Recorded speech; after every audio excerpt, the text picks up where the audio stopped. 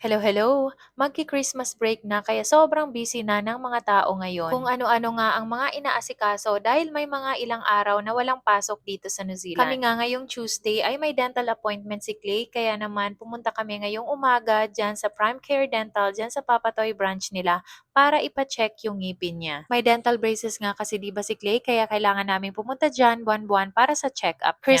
Christmas na din nga dito sa Prime Care Dental dahil may Christmas tree sila at ang cute nga ng mga decorations. Imbis na Christmas balls kasi ang isabit sa Christmas tree ay ang decoration dito ay mga maliliit na toothpaste. Kaya hindi ko napigilang mag-picture at mag-video nito dahil sobrang cute talaga. 9 a.m. yung dental appointment ni Clay so after nito ay kailangan ko siyang i-drop off pabalik sa bahay at dediretso na nga ako sa trabaho. Nakarating ako sa work mga almost 11 o'clock na. Mabuti na lang at hindi naman masyadong traffic. So ayun lang muna ang mini vlog natin for today. See you again next time. Bye!